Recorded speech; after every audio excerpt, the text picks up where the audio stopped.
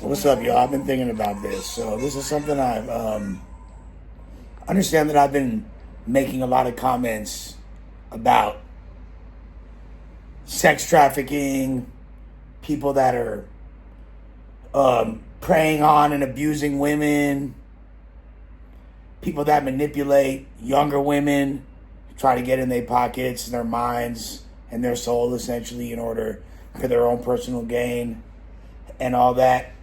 And I got to thinking, are all pimps horrible human beings? Are all pimps and sex traffickers the same thing? Is there a distinction between the two? Is there anything to be respected about that game? What does ism really mean? Is ism just manipulation? Just words used to elicit feelings and a reaction in somebody? Is there a merit to that? And I've been really thinking that I have a lot of respect for the pimp game, as twisted and as contorted and fucked up as that sounds, especially considering at a certain point when you start splitting hairs about different aspects of the criminal life, you got to hold everybody equally accountable. Drug dealers, gang members, all are equally repugnant and bad for the community if you really want to analyze it and break it down to brass tacks. Although I don't think that's necessarily true.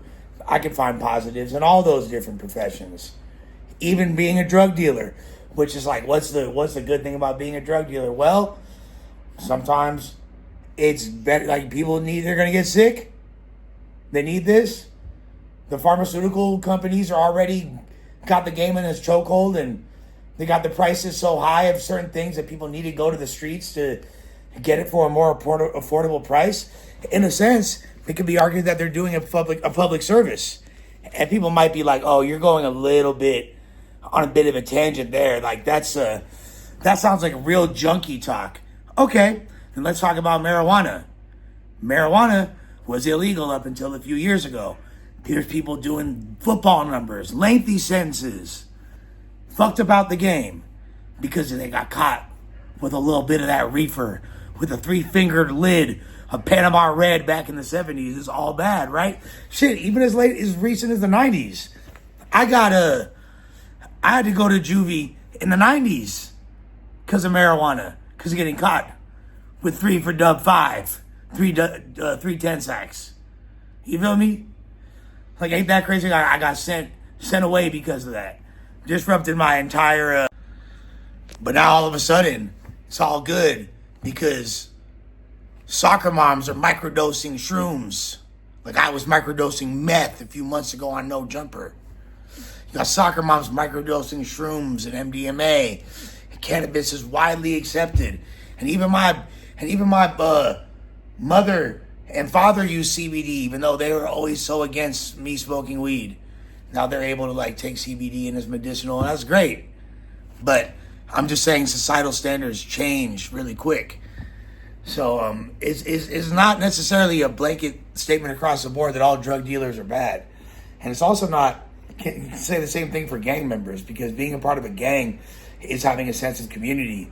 It's about being close to the people you grew up with. It's about brotherhood and camaraderie.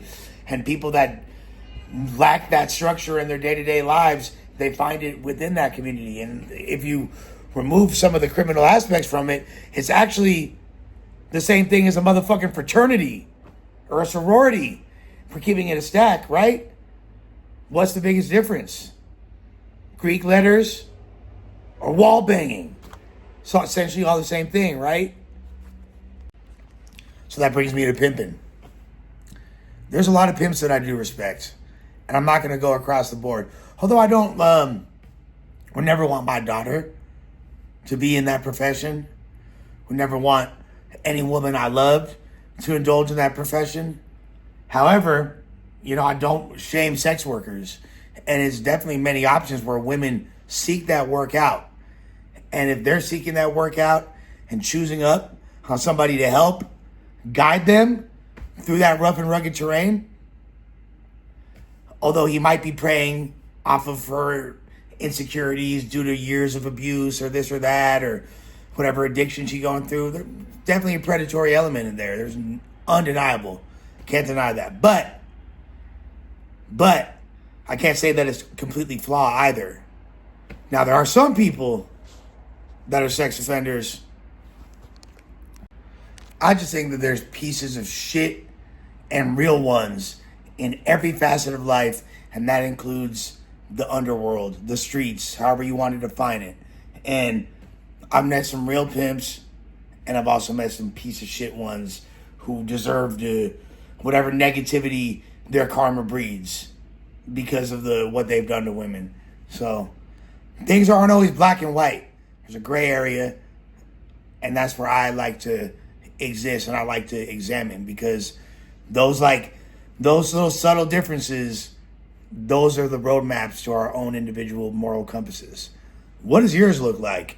Let me know in the comment section. Thank you very much. Like, share, subscribe.